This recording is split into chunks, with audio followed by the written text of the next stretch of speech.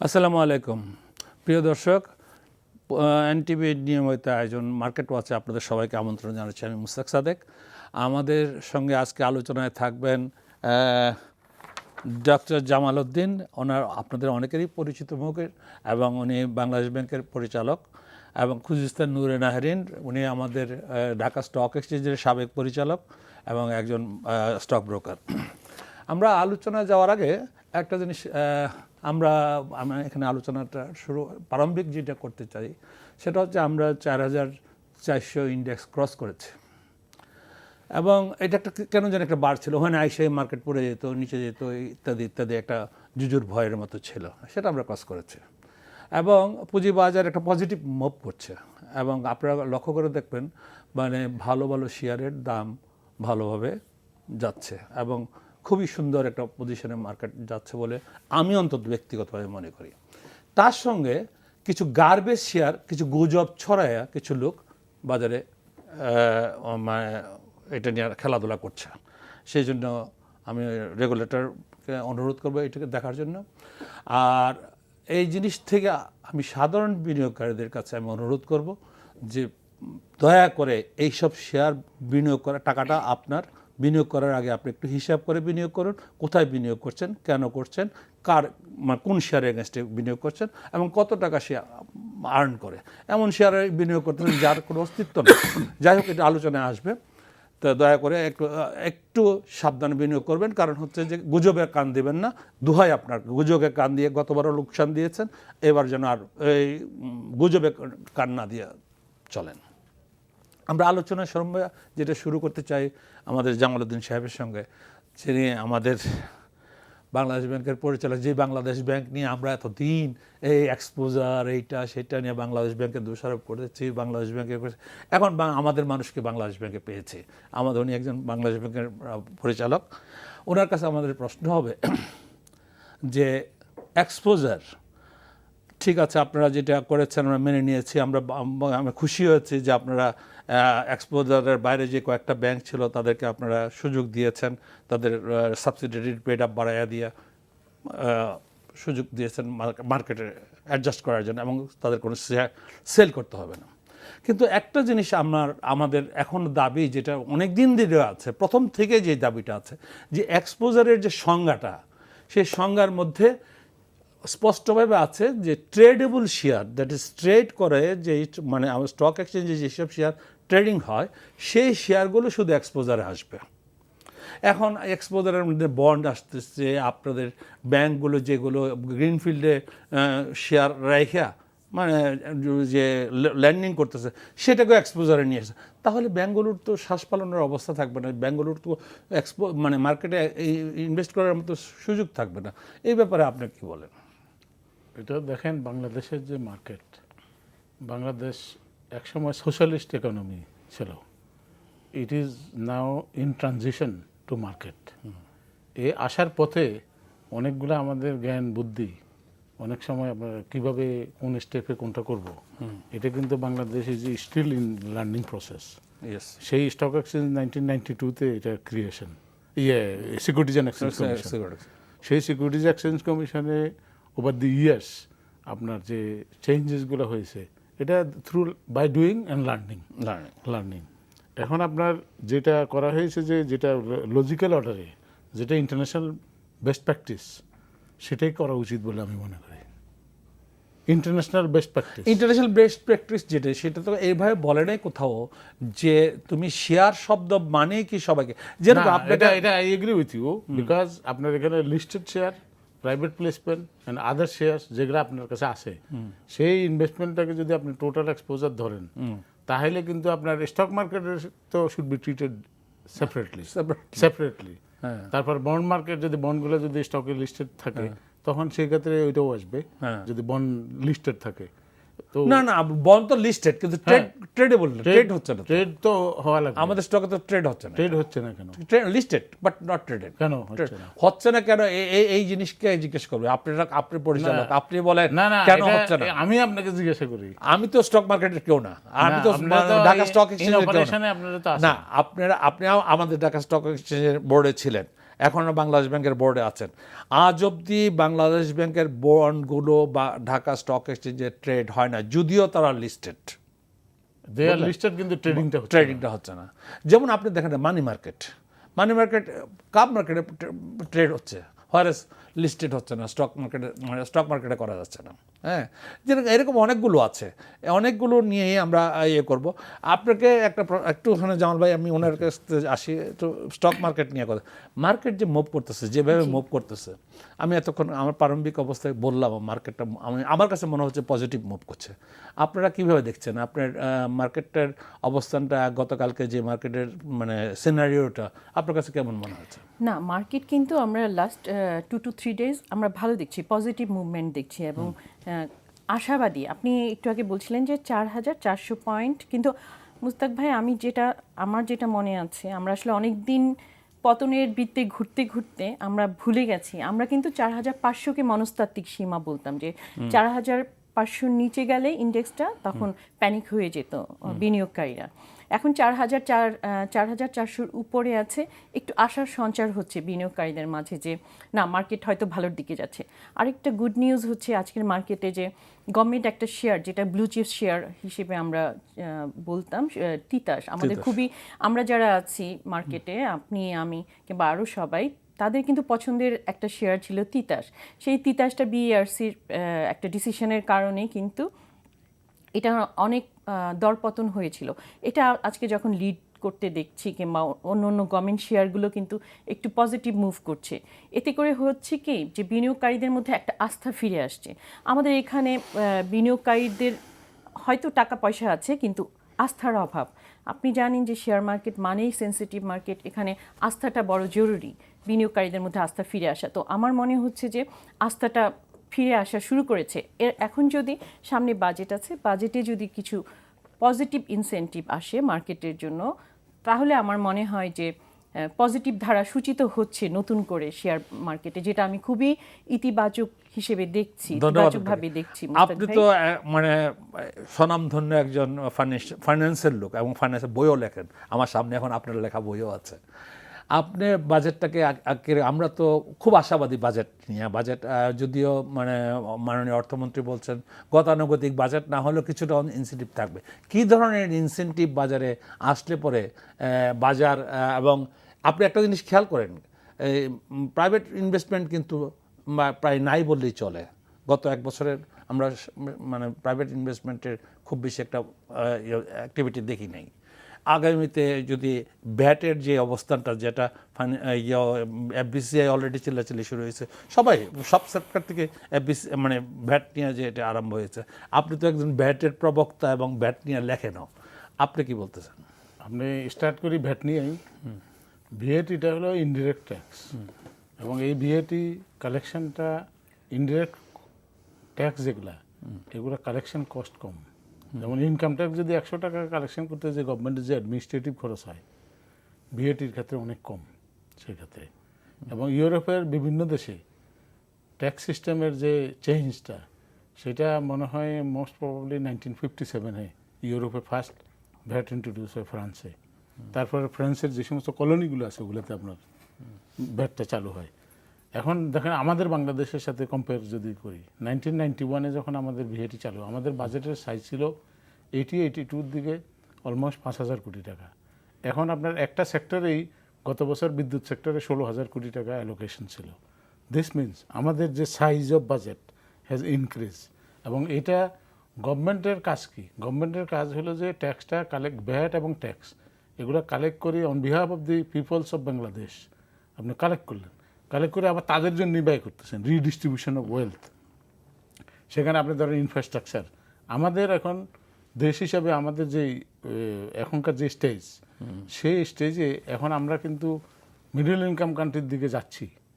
বলতেছে যে middle income country যদি মহিলাদের ইনকামটা যোগ করে, তাহলে বাংলাদেশ 2010 সালে মিডল ইনকাম কান্ট্রি হয়ে রয়েছে। কিন্তু আমাদের এই যে জিডিপির ক্যালকুলেশন, এর মধ্যে ঝামেলা আছে। কিন্তু আপনার যেটা দরকার হলো, এখন আপনার ধরেন যেই বাজেট এখন করছে, এটার ভিতরে আপনি কি চান? এভরিবডি ওয়ান্টস ফ্রম দেয়ার। এখানে আপনি 3.5 লক্ষ কোটি টাকার বাজেট যদি করেন, এটা দিয়ে বাংলাদেশকে আপনি মিডল ইনকাম কান্ট্রিতে উন্নত করতে পারবেন না। যেমন আমাদের এখন বিদ্যুৎ সেক্টরে, আপনি বিদ্যুৎ সেক্টরে শুধু বিদ্যুৎ বললে হবে না, এখানে জেনারেশন, ট্রান্সমিশন, ডিস্ট্রিবিউশন, এক একটা খাতে, এই তিনটার ভিতরে এক একটা খাতে কমপক্ষে আপনি 50,000 কোটি টাকা পার ইয়ার ইনভেস্টমেন্ট করা যায়, তার মানে 1,50,000 কোটি টাকা। এডুকেশন, আমি আপনার এখন সঙ্গে আপনার এই size of- আমি আর দ্বিমত করছি না, বিনয়ের সঙ্গে একটা জিনিস প্রশ্ন করতে যাচ্ছি।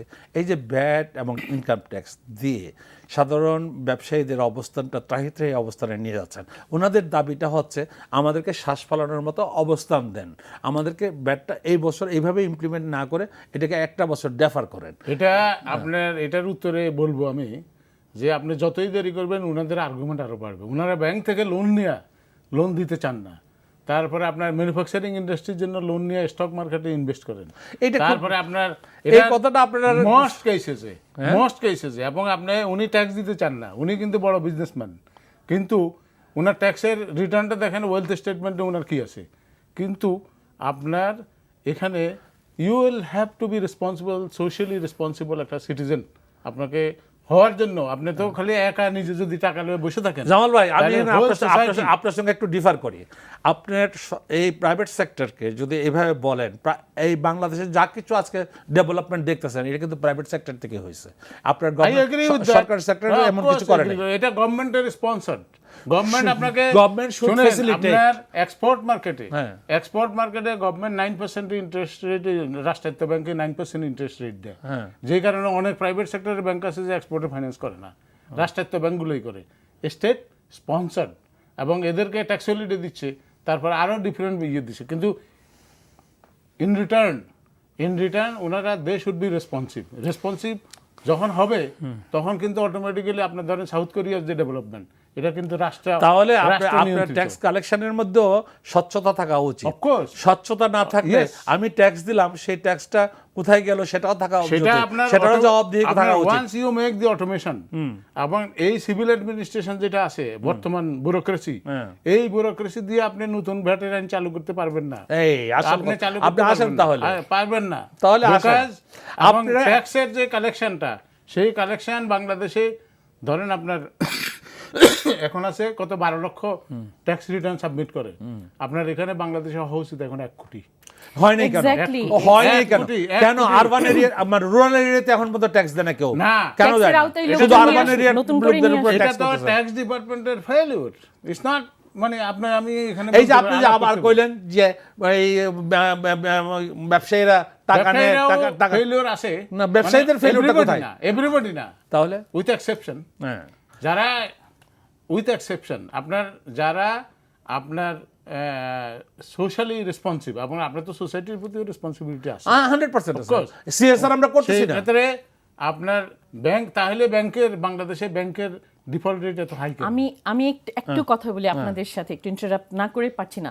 এখন দাঁড়িয়েছে কি অবস্থাটা, যারা ট্যাক্স দিচ্ছে তাদের উপরে তারা প্রেসারটা বেশি করে discourage দিচ্ছে, বেশি করছে, হ্যাঁ। ডিসকারেজ হচ্ছে, আর যারা দিচ্ছে না তাদেরকে কিন্তু ট্যাক্সের আওতায় আনা ট্যাক্স হচ্ছে না। আনা আনা নেটটা হচ্ছে না। বাড়াচ্ছে না। এটা তারা হলো হচ্ছে যে- লেবুর মতন, যত চিবাইবেন এটা তিতে হয়ে যাবে। চিন্তা হয়ে যাচ্ছে তো। লোকজন আপনার মানে যেই লোকে ট্যাক্স দেয় তার উপরে প্রেসার। আপনি জামাল ভাই আমাকে বলেন, Exactly. I M A tax payer, আমি লার্জ স্কেল ট্যাক্স পেয়ার, বলেন তো আমি কি বেনিফিটটা পাচ্ছি আমাকে বলেন, কি বেনিফিট দেওয়া হচ্ছে? যে ট্যাক্স দেন 1 পয়সা, তার ট্যাক্স ফাইল ওপেন হয় না, সে যে বেনিফিট পাচ্ছে আমি তো সেম বেনিফিটই না, পাচ্ছি। এর বেশি সেটা কি পাচ্ছি? সেটা ধরেন আপনার ট্যাক্সের যে কালেকশনের যে সিস্টেম এখন আমাদের, এটার মধ্যে ব্যাপক একটা উইকনেস আছে, আমরা অটোমেটেড করি নাই। যেমন আপনার মনে করেন গ্রামীণ ফোনের যে প্রিপেইড যে সিস্টেমটা চালু করলো, ওদের টোটাল যে কালেকশন টার্নওভার 10,000 কোটি টাকা বিক্রি 1 বছর হয়েছে, 2% হলো পোস্ট পেইড বিল, আর বাকিটা হলো পুরো প্রিপেইড।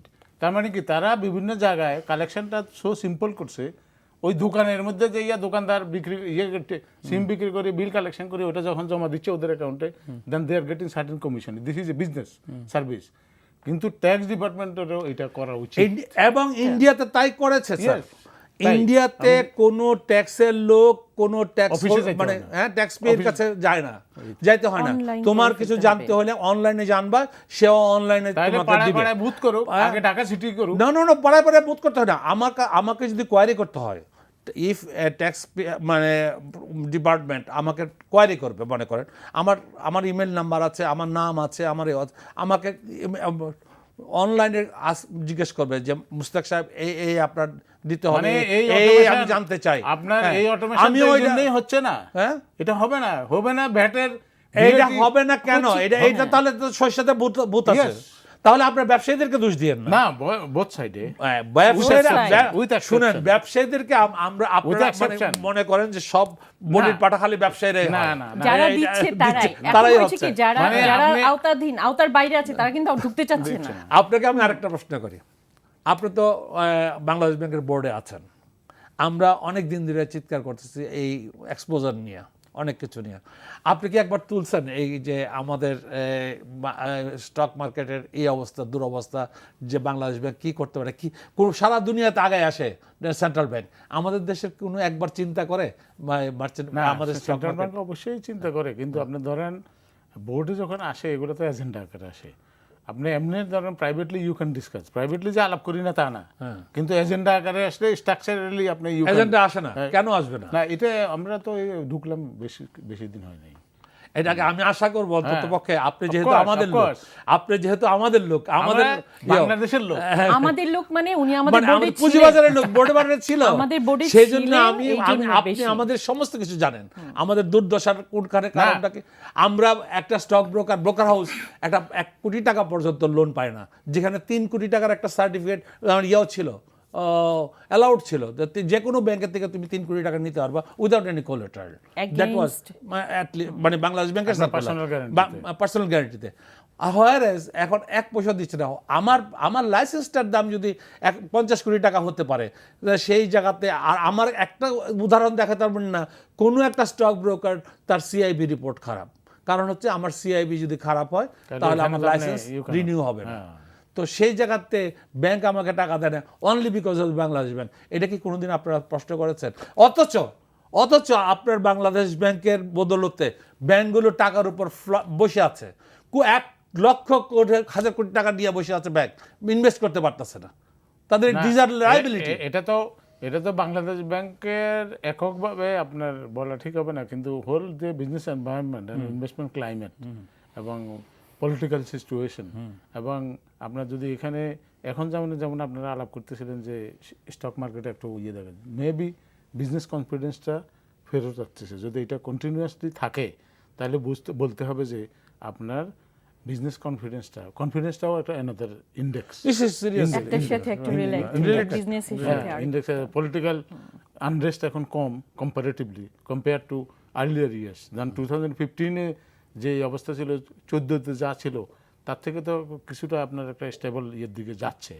তো সেই ক্ষেত্রে আপনার ইনভেস্টমেন্ট ক্লাইমেটটা, তারপরে আবার ধরেন গভর্নমেন্ট যদি ইনভেস্ট করে তাহলে প্রাইভেট সেক্টরে ইনভেস্ট, বিদেশি ইনভেস্টমেন্টরা তখন দেখবে যে এখানে আপনার লোকাল লোকেরাও ইনভেস্ট করতেছে, গভর্নমেন্টও করতেছে, দেন দে উইল কাম। এখন দেখেন আমাদের ফরেন ইনভেস্টমেন্ট এখন আপনার কম কম্পারেটিভলি। রিজন হলো একটাই রিজন, প্রাইভেট ইনভেস্টমেন্টও নাই, প্রাইভেট ইনভেস্টমেন্টের সুযোগ করে দেওয়া হচ্ছে না, ফ্যাসিলিটি নাই আপনার, মানে আপনার এটা ইনফ্রাস্ট্রাকচারের প্রবলেম।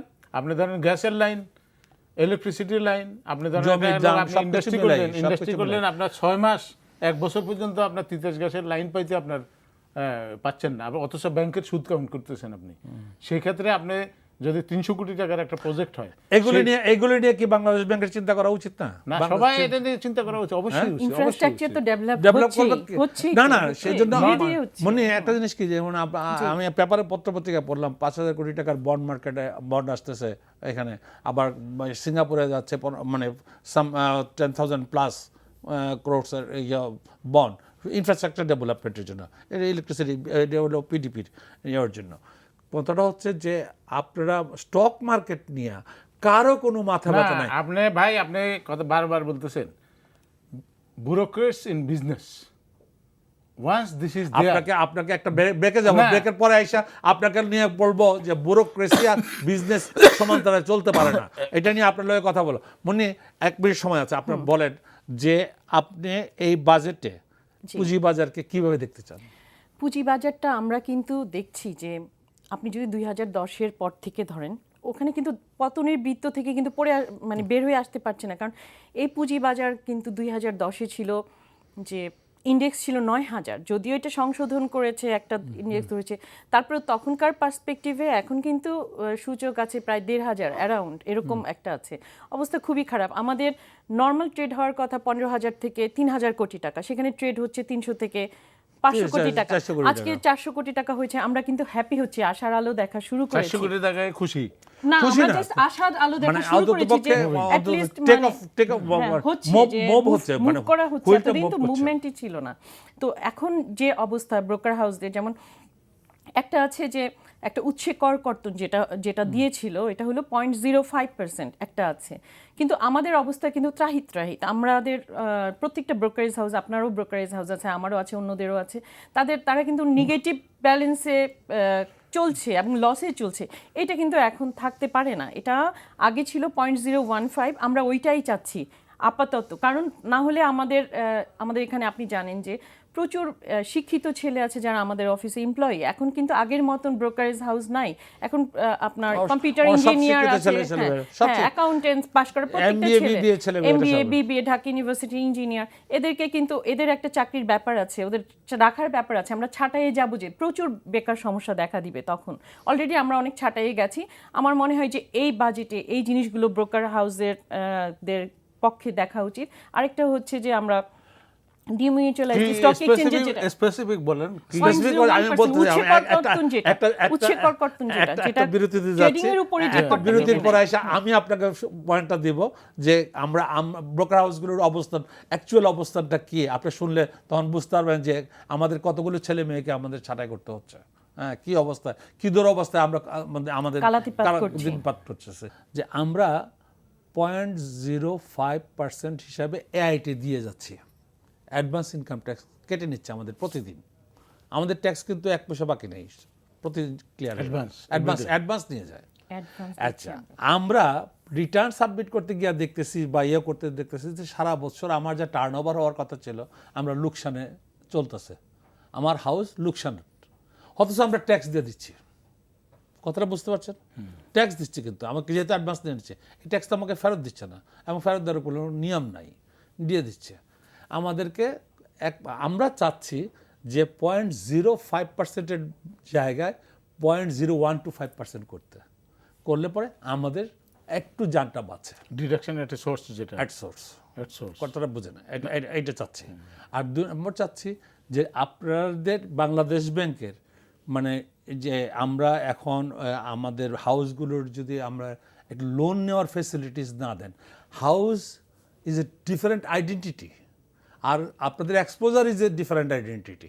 এক্সপোজার তো শেয়ার বাজারের মানে শেয়ারের মধ্যে যে ইনভেস্ট করতে পারবে না, এইটার একটা আপনাদের প্রেসক্রিপশান আছে, যার হোক, ওয়ার্ল্ড ব্যাংকের হোক, IMF-এর হোক বা আইনের হোক, যেভাবে আছে একটা প্রেসক্রিপশান আছে যে 25% অফ পেড আপ ক্যাপিটালে বেশি যেতে পারবে না শেয়ার বাজারে। কিন্তু আমি ইন্ডিভিজুয়াল, আমার হাউস ব্রোকার ফার্মগুলো তো ইন্ডিভিজুয়াল না, এটা তো limited company, limited company, its identity, limited identity, limited company. সে কেন মানে লোন নিতে গেলেই আপনার এক্সপোজারে ধরা হবে? এইটা আপনি বাংলাদেশ ব্যাংকে একটু জিজ্ঞেস করেন, এইটা আপনি একটু এই ধরনের সিচুয়েশন আমরা পাচ্ছি না। এটা হলো টু এন্টিটি। আপনি as a investor to the securities company, you are director, sponsor director, আপনার টাকায় হয়েছে কোম্পানি। কিন্তু যখন কোম্পানিটা করলেন তখন কিন্তু company is a legal entity, legal entity, এবং সেটা তার নিয়ম অনুযায়ী তখন হবে, তখন আপনি কিন্তু। এবং আমাদের একটা কোম্পানির কারো মানে অ্যাসেট কম নাই, যথেষ্ট অ্যাসেট। আমরা 5 কোটি 10 কোটি টাকা পাবো না এই ব্যাংকের থেকে, এটা কোন ধরনের হতে পারে? অথচ ব্যাংক টাকা নিয়ে বসে আছে। আমাদের বলুক, আপনার বাংলাদেশ ব্যাংকে জিজ্ঞেস করেন যে তোমার তো কত টাকা হয়ে যাচ্ছে, মানে লুটপাট হয়েছে, তুমি ওইটার কি রিকভারি করছো, আর ব্রোকাররা কয়টা টাকা মেরে দিচ্ছে আগে দেখাও। এখন আপনার ধরেন বাংলাদেশ ব্যাংক তো একটা রেগুলেটর, সিকিউরিটি এক্সচেঞ্জ কমিশন যেরকম রেগুলেটর, বাংলাদেশ ব্যাংক তো এখানে তো এটা financial regulator.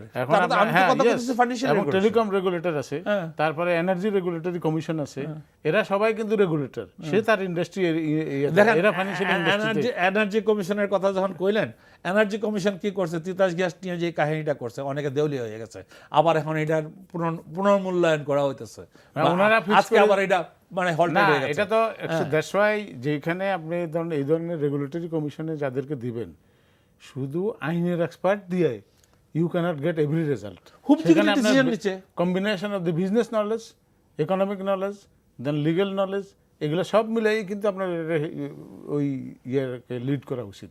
In that situation তারা এই মিস্টেকটা করবেন। যখন আপনি ধরেন আপনার ব্যুরোক্রেসি একটা লোক যদি বাংলাদেশ বিভিন্ন গভর্নমেন্ট এন্টিটি যেগুলো আছে, তিতাস বোর্ডের গ্যাসের বোর্ডে কারা আছে, গভর্নমেন্টের bureaucrats, all bureaucrats. নমিনেটেড মানে গভর্নমেন্টের লোকজন আর কি, চাকরি করতে যারা ওখানে আছে, কর্পোরেশনে চাকরি করে। The government of Bangladesh.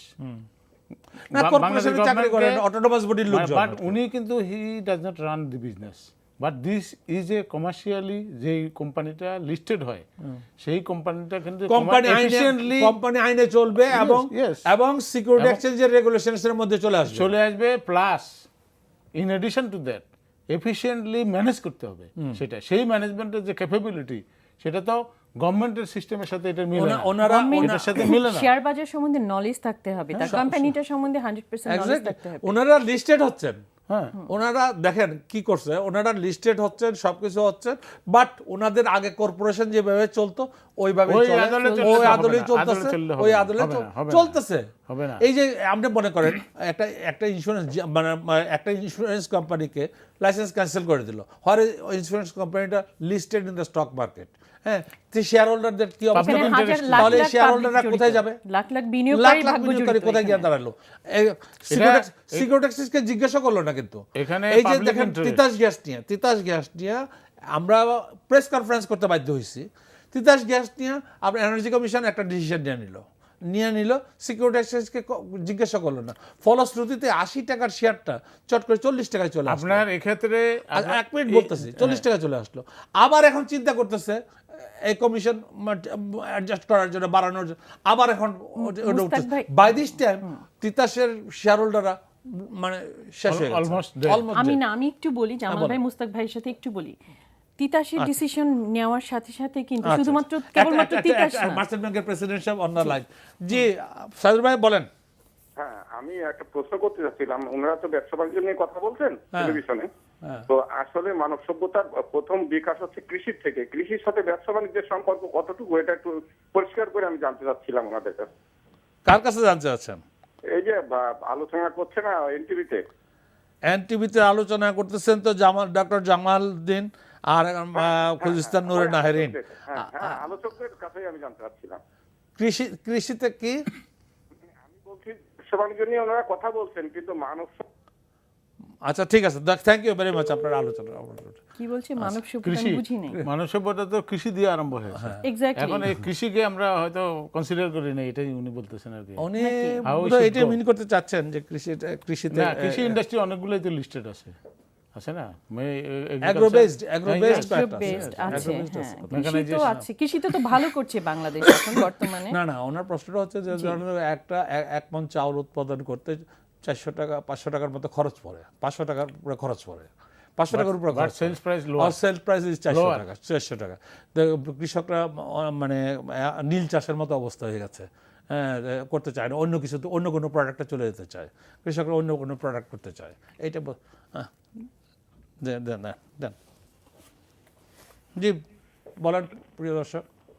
আসসালামু আলাইকুম মুস্তাক ভাই। জি আসসালামু আলাইকুম বলছি, মানে এর আগে আসলে অন্য ফোন ছিল, আমার ফোন ছিল না আসলে। ও আরেকজন আপনার নামে আরেকজন কথা বলছিল, সরি। না সেটা ভুল। আমি তো অবাক হয়ে গেলাম যে সাইদুর ভাই হঠাৎ এই কোশ্চেন করছে কেন। আপনি কৃষি নিয়ে কোশ্চেন করছেন, আমার কাছে একটু খটকা লাগছিল। যাই না আমি আপনাকে প্রশ্ন করি না, ওটা অন্য লোকের ফোন ছিল। আচ্ছা, আমি যেটা আপনার সাথে সাপ্লিমেন্ট করার জন্য ফোন করেছি। জি, আপনি যেটা জামাল ভাইয়ের দৃষ্টি আকর্ষণ করতেছিলেন যে ব্রোকারদের লোন দেওয়ার যে বিষয়টা, হ্যাঁ, এক সময় আপনি মুস্তাক সাদেক ব্রোকার ছিলেন, এখন কিন্তু আপনার মুস্তাক সাদেক ব্রোকার নাই না, এখন এটা investment promotion services limited is a limited company, legal identity একটা আলাদা company. Mustaq Sadek is not the direct broker. হ্যাঁ আইপিএস তো এই আইপিএস একটা লিগ্যাল এন্টিটি। জামাল ভাই যেটা বলেছিলেন, একটা লিগ্যাল এন্টিটি, আমার 10টা বিজনেস করার অপরচুনিটি আছে, ব্রোকিংটা আমার একটা বিজনেস। তো সেই হিসাবে আমি যখন ব্যাংকে লোন নিতে যাব, আর আমার লোন নিলেই সেটা ব্যাংকের ক্যাপিটাল মার্কেট এক্সপোজারে চলে আসে, এটা একটু হাস্যকর। 2 নাম্বার হলো, সেই জন্য তো আমি পরিচালক সাহেবকে জিজ্ঞেস করতেছি। 2 নাম্বার হলো যেহেতু আমি আসলে এটা সাপ্লিমেন্ট করার উদ্দেশ্য হলো যেহেতু জামাল ভাই এখানে আছে ওনাকে জাস্ট বিষয়টার সম্পর্কে একটু অবগত করা। দ্বিতীয়ত হলো যে আমাদের তখন আমার মেম্বারশিপের ভ্যালু, তখন আমার একজন ব্রোকারের অ্যাসেট বা স্ট্রেংথ আজকের এই 2016 সালের স্ট্রেংথ সেম না। তো সেই যে 3 কোটি টাকা লিমিট দেওয়া হয়েছিল, এইটা এখন মিনিমাম 30 কোটি টাকা হওয়া উচিত একজন ব্রোকারের জন্য। এক্স্যাক্টলি। কারণ আমি একজন ব্রোকার হিসেবে আমার 2টা মেম্বারশিপ আছে, আমার 2টা মেম্বারশিপের ভ্যালু মিনিমাম 40 কোটি টাকা, 50 কোটি টাকা। সেইখানে আমার কেন 3 কোটি টাকার প্রশ্ন উঠবে? তো সেই বিষয়টা সে 3 কোটি টাকাও তো দিচ্ছে না রে ভাইয়া। নীতি নির্ধারণী পর্যায়ে জামাল ভাই আছেন, সেটার জন্য জামাল ভাইকে আজকে আমরা তো পাইছি, আমাদের সৌভাগ্য যে জামাল ভাইয়ের দৃষ্টি আকর্ষণ করার জন্য আসলে আমি সাপ্লিমেন্ট করতে চেয়েছি আপনার এই বিষয়টাতে। ধন্যবাদ আপনাকে, ধন্যবাদ জামাল ভাই। এখন বুঝতে পারছেন তো এই জিনিসটা? আমরা আমাদের আবেদন আপনার কাছে, যেহেতু আপনি আমাদের লোক, আমাদের একসময় আমাদের বোর্ডে ছিলেন এবং সিকিউরিটি মার্কেট নিয়ে আপনি অনেক কথা বলেন, অনেক বই পুস্তক লিখছেন, আপনি বিভিন্ন মহলে আপনি কথা বলেন। আপনি যেহেতু বাংলাদেশ ব্যাংকের বোর্ডে আছেন, এই প্রশ্নটা তুলেন যে স্টক ব্রোকারদেরকে তোমরা যখন তাদের মেম্বারশিপের দাম ছিল কয়েক লক্ষ টাকা মাত্র, তখন তোমরা 3 কোটি টাকা দেওয়ার একটা সার্কুলার দিছিল, আজকে 5 বছর আগে, 4 বছর আগে। তখন আজকে সেই সার্কুলারটাকে তো উইথড্র করছোই, মানে স্থগিত করছো, এখন 1 পয়সা দিচ্ছ না, কারণটা কি? এবং সবচেয়ে কথা, কোনো ব্রোকার বা ব্রোকার হাউস বা ইনভেস্টমেন্ট ব্যাংকার তোমাদের কারো টাকা, কোনো ব্যাংকের টাকা মেরে দিছে কিনা দেখাতে পারবে না, অথচ টাকা দিচ্ছে না। হয়রাস কমার্শিয়াল ব্যাংকগুলো টাকা নিয়ে বসে আছে, তারা ল্যান্ডিং করতে পারতেছে না। This is the scenario. এই যে ব্যুরোক্রেসির কথাটা বললেন না, এটার ব্যুরোক্রেসির একটা গিট্ট লাগিয়ে গেছে, বুঝছেন? মুন্নি যে কথাটা বলতেছিলেন আর কি, আপনার কথাটা তো আমি প্রশ্নটা ওনাকে করে দিয়েছি, আপনি শেয়ার বাজার নিয়ে। জামাল ভাইয়ের সাথে কথা বলতে আমারও ভালো লাগছে। জামাল ভাই আমাদের বোর্ডে ছিল, বাংলাদেশ ব্যাংকে আছে, তার সাথে টকশোতে এসে কিন্তু আমার ভালো লাগছে এই একটাই কারণে যে সে আমাদের কষ্টগুলো বুঝবে এবং এটা বাংলাদেশ ব্যাংকের বোর্ডে উত্থাপন করবে। এক্স্যাক্টলি। সেই জন্য আজকে আমাদের মার্কেটের অবস্থাটা হচ্ছে যে আজকে মার্কেটটা মানে একটু একটু করে মানে কনফিডেন্স ফিরে আনার যত রকমের চেষ্টা করা হচ্ছে, আমরা এতদিন চেষ্টা করেছি। এখন মার্কেটটা একটু মুভ করতে যাচ্ছে, একটা পজিটিভ ওয়েতে মুভ করতেছে, এবং পজিটিভ ওয়েতে মুভ করতেছে। সবারই কিন্তু অবদান থাকা দরকার এখানে। শুধুমাত্র সিকিউরিটি এক্সচেঞ্জ দেখবে আর ঢাকা স্টক এক্সচেঞ্জ দেখবে তো হয় না, এটা মানে এবং আপনাকে এক মিনিট আসতেছি। এখানে দেখেন সদাশয় সরকার, তারাও কিন্তু চাচ্ছে স্টক মার্কেট ভাইব্রেন্ট হোক। এই কারণে চাচ্ছে, আমি কিছুদিন পত্রপত্রিকায় যদি দেখেন, সরকারের কিছু শেয়ার বাজারে আনতে চেষ্টা করতেছে, হ্যাঁ, মানে ভালো ভালো শেয়ার, মানে নাম করা কোম্পানির শেয়ার আসতেছে বাজারে। তারপরে বাজারে বন্ড আসতেছে, হ্যাঁ। সরকার মার্কেটকে ভাইব্রেন্ট করতে চায়, কিন্তু কোথায় যেন একটা গিট্ট লেগে যায়। এই গিট্টটা যেহেতু আপনি জানেন, আমাদের সাথে ছিলেন, আমাদের দুর্দশাটা, সেই জন্য বাংলাদেশ ব্যাংকের বোর্ডে আপনি একজন ভোকাল লোক, আপনি এটা তুলে ধরেন। Bangladesh bank is not the only organization, আরো অর্গানাইজেশন আছে এখানে। এটা আমি চাই আপনি এটা করবেন। আরেকবার যখন আপনাকে আমি এখানে আমন্ত্রণ জানাবো এবং আপনার সঙ্গে আমার বসবো, ইনশাল্লাহ আপনি একটা পজিটিভ রিপ্লাই আমাকে দিবেন বলে আশা করি। এখানে আমি একটু আপনার সাথে বলি মুস্তাক ভাই, সেটা হচ্ছে যে শেয়ার বাজার কিন্তু আমরা কয়েকদিন আগে আপনার কথা সাথে সাপ্লিমেন্ট করছি যে আশুগঞ্জ পাওয়ার প্রজেক্ট আসবে, পাওয়ার প্ল্যান্টটা আসবে, এবং গভর্নমেন্টও চাচ্ছে যে এটাকে ভাইব্রেন্ট করে গভর্নমেন্ট শেয়ার আসুক। এটা আমরাও চাই, যারা আমাদের সাথে যারা বিনিয়োগকারী আছে তারাও কিন্তু চায় যে ভালো ভালো শেয়ারগুলো আসুক, গভর্নমেন্ট শেয়ারগুলোর প্রতি মানুষের আস্থা আছে। আপনি দেখেন তিতাস যখন পড়ে গেছে, সব গভর্নমেন্ট শেয়ারগুলোই কিন্তু পড়ে গেছে, আবার কিন্তু এখন উঠা শুরু হয়েছে এই তিতাসের শেয়ারগুলো। এটা একটা বলছিলাম। আর হচ্ছে যে বাংলাদেশ ব্যাংক যদি আমাদেরকে কিছু টাকা দেয়, ব্যাংকগুলোতে অলস টাকা পাহাড় জমে আছে, এই টাকার থেকে যদি কিছু টাকা ব্রোকারদেরকেও দেয়, তাহলে কিন্তু মার্কেটটাতে পজিটিভ ধারা সূচিত হতো, আর একটু ভালো হতো। এবং এই ক্ষেত্রে আমি কোনো প্রবলেম দেখি না। এখানে আরেকটা সমস্যা আছে যে আমলাতান্ত্রিক জটিলতা যারা আছে, ব্রুক্রেট যারা আছে, সবাই কিন্তু শেয়ার বাজার ফ্রেন্ডলি না। অনেকে হয়তো ফ্রেন্ডলি, খুবই ফ্রেন্ডলি, কিন্তু তারা শেয়ার বাজারটা নিয়ে অনেক বেশি হয়তো বুঝে না। সবার কথা বলছি না, কেউ কেউ। সবচেয়ে বড় ব্যাপার যে তার আন্তরিকতাটার অভাব আছে আমি মনে করি। এখন আপনাকে আমি একটা কথা বলি। জি জি। আমি এক সময় অনেকগুলো লিস্টেড কোম্পানিতে জড়িত ছিলাম। তো ব্যুরোক্রেসি কি জিনিস দেখেন, ওনারা এই যে আমাদের সদস্য মন্ত্রী আব্দুল মহিদ সাহেব চেষ্টা করছিলেন গত 2010 সাল থেকে সালে যে গভর্নমেন্ট শেয়ারগুলোকে বাজার আনার জন্য কি চেষ্টা করেছেন। ইভেন উনি ডেট দিয়ে দিয়েছিলেন যত তারিখের মধ্যে আসতে হবে, একটা শেয়ারও আসে নাই। ব্যুরোক্রেসি কত স্ট্রং, ব্যুরোক্রেসি কি জিনিস আমি সেটাই বলতেছি। আসতে দিলই না, আসতে দিলই না। রিজন কি? What is the reason behind it? You know, রিজনটা হচ্ছে এই কোম্পানিতে একজন ব্যুরোক্রেট একটা চেয়ারম্যান হয়ে বসছে, কয়েকজন ডাইরেক্টর হয়ে বসছে। ওনারা বোর্ড মিটিং একটা ভালো একটা অ্যামাউন্ট পায়, বোর্ড মিটিং করে সময় ওনারা কোম্পানির গাড়িগুলি ইউজ করে, ফ্যামিলিতে ইউজ করে, ওনারা বোর্ড মিটিং করতে যান বিভিন্ন জায়গায়, ওনারা একটা সোশ্যালাইজেশন হয়। এই ওনাদের স্বার্থ এখানে, আর অন্য কোনো স্বার্থ নাই। যেহেতু আমরা এটা আমার লিস্টেড হলে ট্রান্সপারেন্ট হয়ে যাবে, সমস্ত জবাবদিহিতার মধ্যে চলে আসবে, তার জন্য ওনারা আসতে চান না। আর নতুবা কোনো কারণ নাই। কত দুর্ভাগ্য, নোয়িং ফুললি ওয়েল, সবাই জানে, কিন্তু কেউ who will bell the cat, কেউ বিড়ালের গলায় ঘন্টা বাঁধে না। This is the reality. আমি আপনাকে যে আমি কতগুলি প্রস্তাব দিলাম আবার বাংলাদেশ ব্যাংক, যেহেতু আপনার বাংলাদেশ ব্যাংকের পরিচালক, আপনি মনে করেন আপনি সরি, আপনাকে মাপ চাই নিচ্ছি যে আমাকে পরিচালক ভাই আপনি আমার ধরতেছেন। আপনাকে আমি চাইতেছি আমি যে কথাগুলি কইছি এগুলি আপনি উপস্থাপন করবেন কিনা। আপনার মানে যেগুলা ধরেন আপনাদের যে ওখানে তো নিশ্চয়ই অবশ্যই আপনারা জমা দিয়ে রাখছেন। হ্যাঁ, অনেক কাগজ দেওয়া আছে, অনেক খোঁজ খবর নিতে পারে, অসুবিধা নেই। এটা তো actually it's not a personal কোনো জিনিস, পার্সোনাল লোন দেশের ব্যাপারে। এবং সেখানে আপনার ধরেন যদি ফাইন্যান্সিয়াল সিস্টেমটা, স্টক মার্কেটটা হোল ফাইন্যান্সিয়াল সিস্টেমের একটা পার্ট, রাইট, ক্যাপিটাল মার্কেটটা, তারপরে ফাইন্যান্সিয়াল মার্কেট আছে, তারপরে আপনার বন্ড মার্কেট আছে, রাইট। আপনার এই যে তিনটা কম্পোনেন্ট, এই তিনটা কম্পোনেন্ট যদি রাইটলি অপারেট করে ইন্ডিপেন্ডেন্টলি, তখন কিন্তু আপনার দেশের ইকোনমিতে একটা ভাইব্রেন্ট একটা ইয়েতে আসবে। যেমন আপনার সাউথ কোরিয়া, মালয়েশিয়া, এরা একটা, আমরা এই যে ক্রেডিট রেটিং একটা কোম্পানিতে ট্রেনিংয়ে গেছিলাম, তারা বলে যে ওদের ওখানে 11,000 মেগাওয়াটের বিদ্যুৎ উৎপাদন করবে বন্ড ফাইন্যান্সিংয়ে, ব্যাংক বেজ না। বন্ড মার্কেট তো আমাদের নাই, এবং আপনার সেক্ষেত্রে আমাদের এই যে আমরা কত অফিসে পড়ে আছি, আমাদের ইভেন সাউথ এশিয়ান রিজনাল আমার সময় খুব আমার একদমই সময় নেই, 1 মিনিটের মতো সময় আছে। আমি একটু বলি মুস্তাক ভাই, মার্কেটটা কিন্তু পজিটিভ ধারা সূচিত হচ্ছে, আমরা খুবই আশাবাদী, মানে বাজেটও যদি ভালো হয় মার্কেটটার ব্যাপারে, কিন্তু একই সময়ে কিছু কিছু নেগেটিভ ব্যাপারও দেখা যাচ্ছে। আপনি হয়তো দেখেছেন গত অল্প কিছুদিনের মধ্যে 2টা কোম্পানি মার্জার হয়েছে। এখানে হয়েছে কি, ভালো কোম্পানি যদি মার্জার হয় that's good for that share, positive sign. কিন্তু আমরা 2টা নামকরা কোম্পানির শেয়ার মার্জার হয়েছে অন্য কোম্পানির সাথে।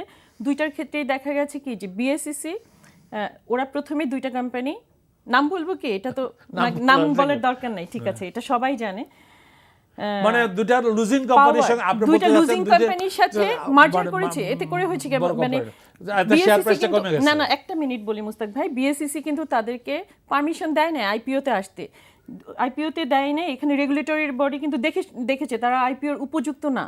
এই কোম্পানির 2টাকে কোম্পানি রেসপন্সিবল ডিরেক্টর বললেন, এটা সময়ও নাই আপনাকে এখানে দেখেন, এখানে রেগুলেটরের দোষ দিলে চলবে না।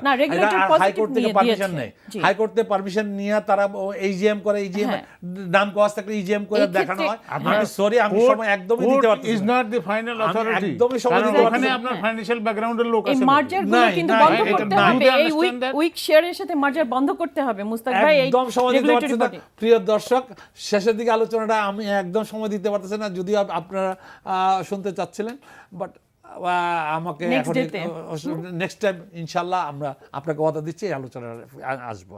আমরা এখনই বিদায় নিচ্ছি। আমি মুস্তাক, আপনারা সুস্থ থাকেন, ভালো থাকুন।